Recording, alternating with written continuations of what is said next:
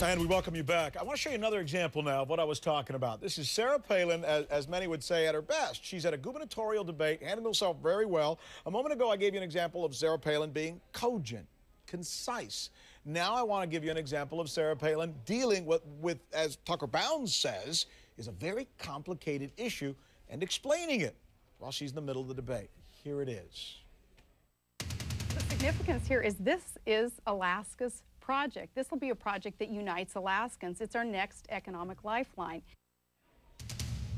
All right, there she is talking about that pipeline. Joining us now is Andrew Halcrow. He ran for governor of Alaska as an independent, was actually there in that debate. He was one of the guys in the room. You saw it firsthand. Why are we getting one impression of her when she does interviews and does seem to ramble? And then I show the viewers that where she seems quite capable of being a very good debater. Well, Rick, I think you have to realize that the debate that you're looking at, the clips you're showing that where she's very decisive, you know, those were sound bites that were crafted after 9 months on the campaign trail. Those were issues that had basically been hashed and rehashed from January through when that debate happened, end of October.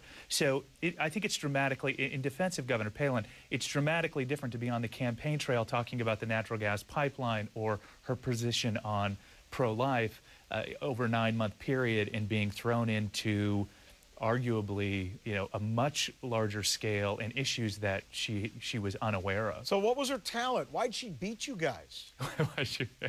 I'm still trying to figure that out, Rick. Well, we are too. I have to tell you that, you know, she's very gifted. I mean, I have a high level of respect for her. She has qualities that, that a lot of politicians would absolutely kill for. The ability to take the focus off public policy and put it on public relations. I mean, we would have debates, and I would walk off the stage towards the end of the general campaign, and I would walk off the stage with my Democratic opponent, who was a 2-term former governor, very well respected, and we would just look at each other and shake our heads and say, you know, this isn't about public policy, this is about populism. And she has a tremendous gift for broad brushstrokes, glittering generalities, and really selling platitudes that are beyond the stretch of the imagination. Well, then let me ask you this, and you could probably answer this question better than most of us or anybody else that we can look at now, including Joe Biden. By the way, have you had a conversation with Joe Biden? I have not. Okay.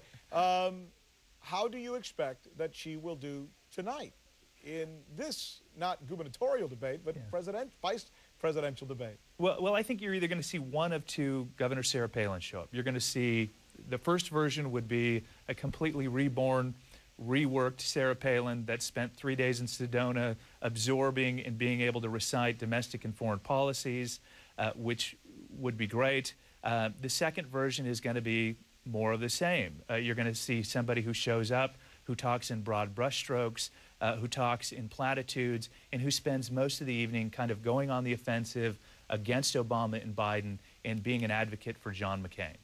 Hey, thanks so much, Andrew Halcrow. That's, you know, you're sharing with us something that most people can't share because they don't have the experience of it. So you've been a perfect guest. By the way, let's go to our Twitter board if we can. Johnny, be good. See